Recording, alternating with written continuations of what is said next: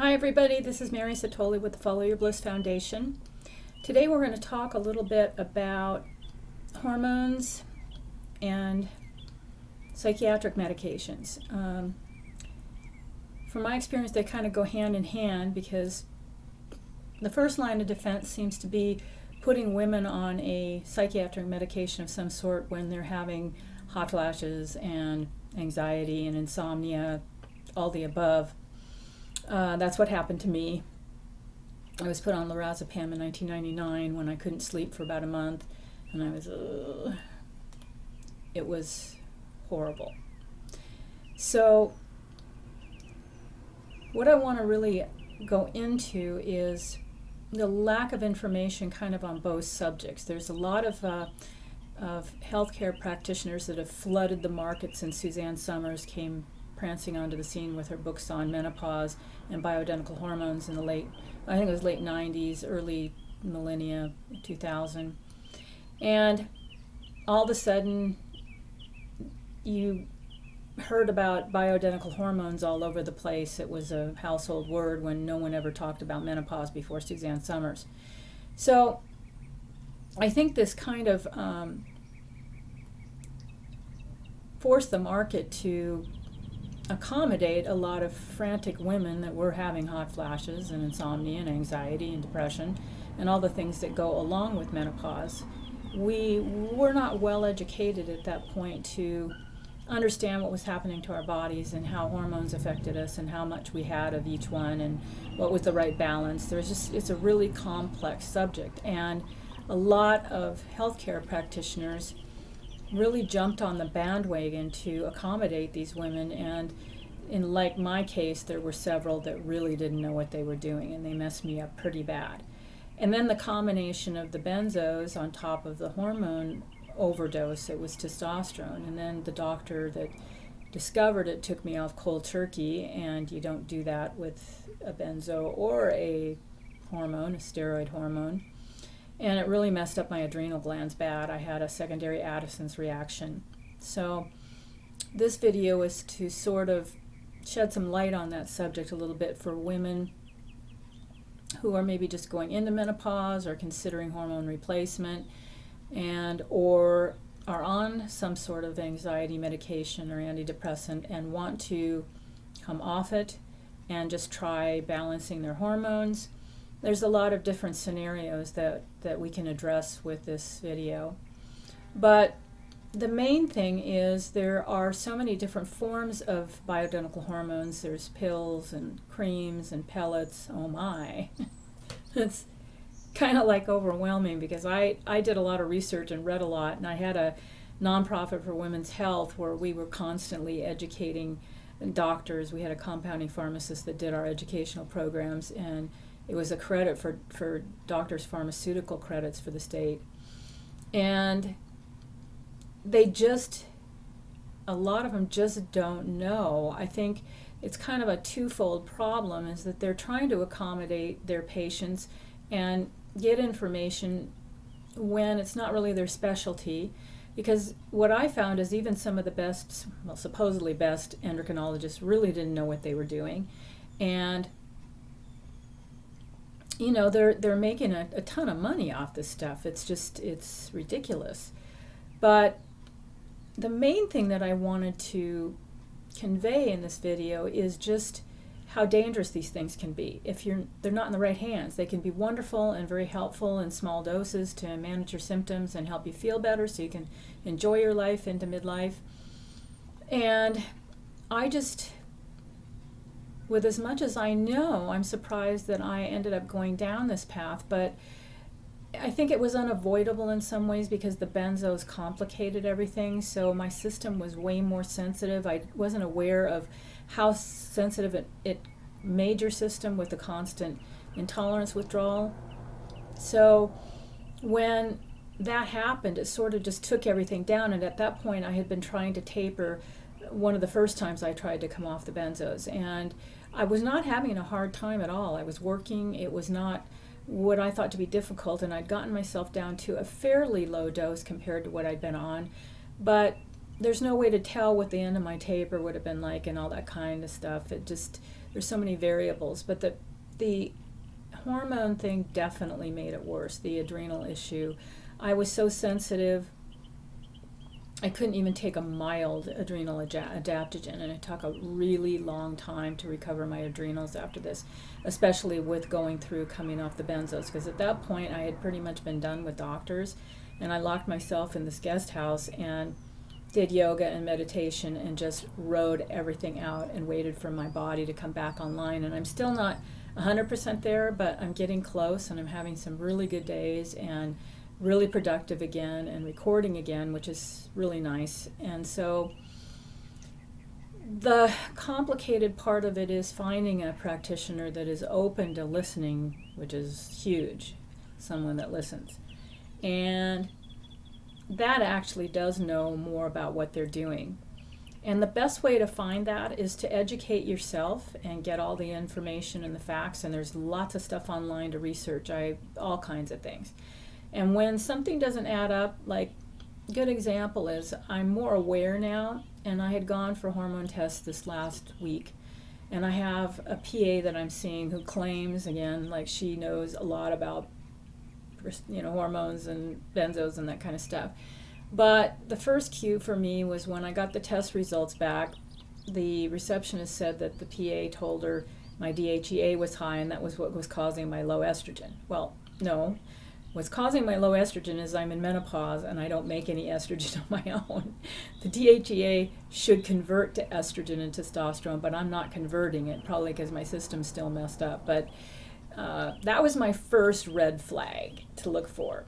The second one was there seemed to be some discrepancy about thyroid testing. I always encourage people to get free forms of testosterone, T3, T4 done, because that shows your unbound hormone level in your bloodstream. If you have total, it's going to show what your cells have already absorbed, so you don't know how much you've got in your bloodstream, so that there's enough bioavailable hormone for your cells to take up. And this seems to be a huge problem with testing with a lot of doctors, is they just don't. And I think some of it's just they're really busy. I think some of it is just they're lazy, and some of them are really egotistical, and they don't want their patients telling them how to do medicine, which a lot of them should listen. Hopefully there's not a lot of doctors listening to this right now, because they're probably going to put hate mail at the bottom of my comments. Anyway, but this is my experience, and from somebody who's been through a lot with this and worked with a lot of doctors in my nonprofit and compounding pharmacists and read a lot and just worked with a lot of women who are going through the same thing, I think I'm a pretty qualified person to be educating other people on this, because I have been through it and back. So the creams and pills and sublingual and pellets, there's all kinds of forms these things come in. And I'm trying to tread lightly on this subject because there's a lot of people that have differing opinions. Personally, I think the creams are easier probably than taking a pill. They do bypass the liver, which is a huge plus, but the drawback to them, like in my case, is they stored in subcutaneous fat in my body. And then when they release, you have no control over really how much is going into your bloodstream, because it's in fat cells. So it all of a sudden you get a big surge of it. You don't know. And I don't think that when I got overdosed on the testosterone that there was any way to know if those were really even accurate tests that I was getting at first, because they were showing the saliva tests were showing that my testosterone was normal. The blood tests showed it was way too high. And personally, I think blood testing is better. There's also a lot of discrepancy about that, but I just think that my blood tests seem to be more accurate than my saliva tests. So that's something you got to kind of experiment with and see what works for you.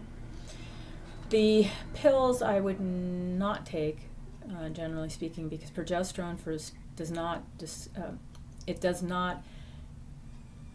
go through the liver and the stomach very well. It just doesn't absorb through the digestive tract at all well. So I take a sublingual. I've played around with all different forms, and as somebody who's gone through this, I think it works better. I think it absorbs through the capillaries, and subcutaneous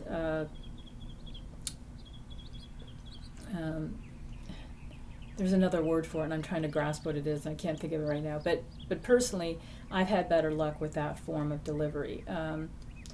The pellets. This is a real sore subject for me because I was really in bad shape when they put me on the pellets. I had been overdosed on the testosterone, taken off cold turkey, having the panic attacks from hell, heart palpitations. My adrenals were so messed up that it took literally about, between the benzo withdrawal and that, took me, it's coming on 7 years now, and I'm finally getting my life back, and I would not wish what happened to me on anybody. So the pellets are pretty touchy area. They put those in, and at first I felt, well, I didn't actually. I had a really rough, about a month adjusting, and just, it was rough, bad, and the doctors just didn't get it, because what they didn't understand is my system was all messed up from being on the benzos for so long, and I was on such a huge dose. It was compromising my system, and then you throw in the hormone imbalances, and it was like, oh my God, the ride from hell, literally the ride from hell. So I wanted to share this because what ended up happening to me is also happening to a lot of other women who got pellets. And at first I felt amazing, and I was just great, but it was overdriving my adrenals, and it just, if your adrenals aren't healed, it's difficult to do any other kind of hormone, thyroid, any other stuff, because your system is just, your adrenals can't handle even tiny amounts of things. It just overstimulates you to a point where you're just like on rocket fuel. And it was pretty rough after a few months because I started bleeding and spotting. And if you have a uterus still and haven't had a hysterectomy, like in my case, I had fibroids during perimenopause that caused a lot of bleeding. The estrogen will cause them to grow. Progesterone, not so much, although there are some women that claim that progesterone increases their fibroids. I haven't seen it, and it doesn't seem to be true for me, but again, there are all kinds of weird, we're all different. There are all kinds of scenarios with this stuff. So what I found was that the pellets were just bad news. They say that your heart rate increases the dose when it's fast or slow, it causes more release, but I don't see where there's any evidence to support that. You put a pellet in, it's under your skin, it's like the cream. It just can release at any stage. There's some people that do really well with them, but that wasn't my experience. It caused a fibroid to double in size, and when I kept bleeding and my hair was falling out from the testosterone, I ended up stopping the insertions, and when I did and my estrogen levels crashed coming off the pellets, I almost bled to death. I was sitting in my apartment, and it just felt fine 1 minute, and the next minute it was like someone turned the kitchen faucet on. It was just bleeding out of control. I tried to stop it with some progesterone. That wasn't working, and within an hour I had been sitting on the toilet. I had to call the paramedics. They came, they put a gauze blanket between my legs. It was this big around, and I only 5 minutes from the hospital, and I bled through it by the time they got me there. The hospital malfunction was equally as bad because they messed up. I had had bleeding before, and I knew that the way to get it stopped was getting an IV of Permin, which is an estrogen, synthetic estrogen. And so I immediately told the PA that was taking my case that I needed that, and I put the order in. Well, the nurse misread his order for Phenergan, which is a nausea medication, for those of you who know. And meanwhile, they left me in the hall without a room or anything, and I'm bleeding all over the gurney. I was having to change, pads every 20 minutes, I was bleeding all over the bathroom floor. They were crazy busy, and there was no one to help me. And I was freaking out. It was very scary. So when they figured out that they had misread the prescription, the doctor had come in and told me, well, actually, they didn't figure that out yet. The doctor just came in and informed me that if I was declining the Premarin, that there's nothing they could do to help me. Because I declined the Phenergan, which I told the nurse, no, I'm not nauseous. I need something for the pain. So the doctor came in and said they would not be able to help me if I declined the Premarin, and I told her I didn't. I declined the Phenergan that the nurse messed up. I don't know why the doctor basically said, oh shit. They knew they screwed up. So it was a real ride from hell. I was in the hospital for 2 days. My best friend in the world, who I love dearly and has been through everything through this whole thing with me, they ended up keeping me for 2 days, and then I had to go in for a blood transfusion, and I was so weak and so anemic, and then the benzos in my system were not helping things any, and this was right prior to my second attempt at tapering, which I was successful at, and it was a journey for sure. But the reason I'm bringing all this up is to not scare everybody from not doing hormones, because I think they're really effective. I still do some bioidentical hormones, and I'm considering going back on some estrogen, but I'm going to go back and have a talk with the PA and tell her how I had to call twice last week and have them redraw free testosterone and free T3 and free T4, because they're looking at my totals, and that's absolutely not telling them what I need to know. So this has probably been the best lesson in being proactive about my health that I could have ever learned. Not the way I would want to learn it, which is why I'm sharing my story, because I'm hoping this will encourage everyone to ask a lot of questions about the medication they're giving you. Is it going to be addictive? What about the hormones? Are the pellets going to make you bleed? I mean, remember, this is a highly market-driven healthcare system. It's about profit. And once all this stuff happens to you, the doctors and people are just going to disappear. You're going to be on your own coming off the benzos, except for the online community. You're going to be on your own, bleeding in an apartment by yourself if you take pellets, and they haven't done an effective job about paying attention to what your problems are. And I'm not going to mention the doctor who did this, but he has since passed away.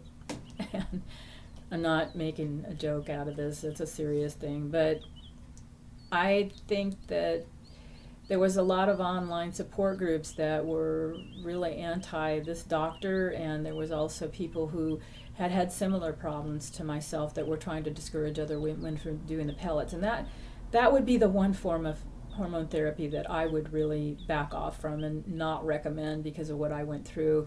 You can do what you want. I know it's convenient. You don't have to take pills, but we're a kind of a lazy society that way. So take that for what it's worth. I think that, again, for me, the sublingual form has been the best. It's a liquid, again, like the liquid tapers that we do with the benzos, mainly because they're easy to draw out, and if you need to back off the dose, you can cut the dose a little bit or increase it depending on the prescription your doctor writes, and you can discuss that. Hopefully you've got someone that you can work with that isn't going to try to tell you what to do. If they do, run as fast as you can to another provider, because there are just a lot of them. The anti-aging clinics literally sprung up all over in every city, everywhere, after Suzanne Summers came out with her books. I couldn't believe, I was aware of maybe one big clinic in Phoenix that was doing them at the time, and some doctors who had been into it for a while were into it, but then it just seemed like overnight, virtually overnight, when our nonprofit was founded, I think in 2003, that was when I noticed, like, every doctor, every place that was not specializing in this, it was doling out hormones, and the benzos were just as bad. It's all like candy, where only the hormones are kind of like baby boomer, candy. It was just.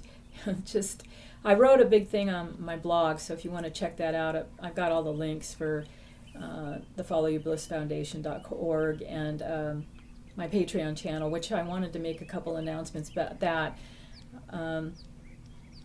We are almost done with the video. Yes, ta-da, finally. This has only taken about 6 months to get done, but we've had so many delays and equipment problems, and now things seem to be, thank God, knock on wood, running pretty smoothly. So the recording is done, yay, and we have the video essentially done. We're mixing, and we have to sync the video up, and then we're launching our Indiegogo platform. So I'd like to encourage everybody that is watching that this supports a really great nonprofit. People that aren't getting support, counseling, tapering services, blogs, videos, everything that we do is funded by this program. So people that don't have resources can get help, and you're going to get some fun stuff in exchange for your membership at patreon.com, and I'll have that link down there too. That's also Follow Your Bliss Foundation. I added some podcasts that are starting to, I'm starting to do them. I did my first one last night, so that was fun. And I'll be telling stories about each song that I've written and the new ones that are coming up off my new CD.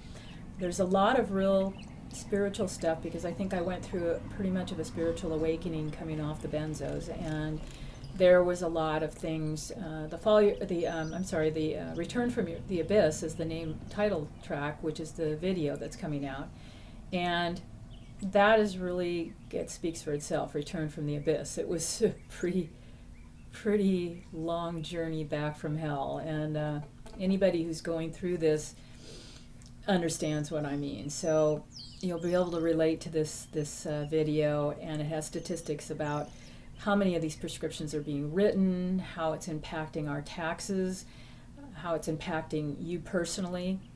There's probably somebody as we speak driving next to you on the freeway that's taking a psychiatric medication. So the goal with our organization is to educate people on their health, how to empower people to find their bliss and their joy in life, and so we can all be a better society without the use of meds.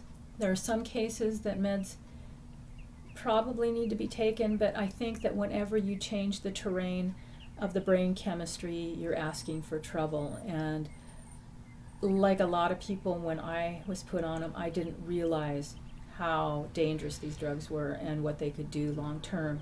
So that is my goal. That's why I started this organization, is because I felt, as someone who went through a pretty horrific thing with both hormones and benzos, which it really does impact middle-aged women probably the most, because we're the ones running to the doctor with hot flashes and all these crazy symptoms that when I first went on them, the doctors really didn't know that there was like 2,000 symptoms that could be menopause related. So, yeah, it's a journey. It's a fun time of life. So, I wanted to put out this video today because it goes along with the blog for the week, and also just to share some things with other women that are, or men, because there's pellets and stuff for men and hormones for men now too. I mean, that's become a huge business. Educate yourself. Be proactive. Be your own best advocate, because no one is going to care about your health as much as you do. And that's the truth. I found that to be a cold, hard fact. So on that note, I want to thank you again so much for watching and supporting our pages. I'll be letting you know when the video launch date is on one of the upcoming videos. And right now, I'm just in the process of getting the podcasts up and running, so there'll be a few up this week, and I will post that on the link below as soon as I have that available. Although the podcast will be for members only, so they'll get their personal link and how to access the podcast, because it's private. It's for the top tier members for Patreon only. The lower tiers, you'll get access to the page and the videos, and then I think the $5 is free CD and some other things, but there'll be a lot of information at both websites, both the followyourblissfoundation.org and the Patreon. They'll both be access to a lot of information. So I hope everybody is enjoying their spring equinox, and the orange blossoms are gone. They only last 2 weeks here, and it's like I've been in orchard bliss for the last 2 weeks, and just suddenly today I noticed, they're gone till next year. That's my favorite part of spring. But anyway, I've got my doors and windows open today. It's like 90 degrees in Arizona, and I'm loving it. I know that's probably hot for a lot of you, but not for me. So enjoy, and we'll see you next time. Take care. Bye.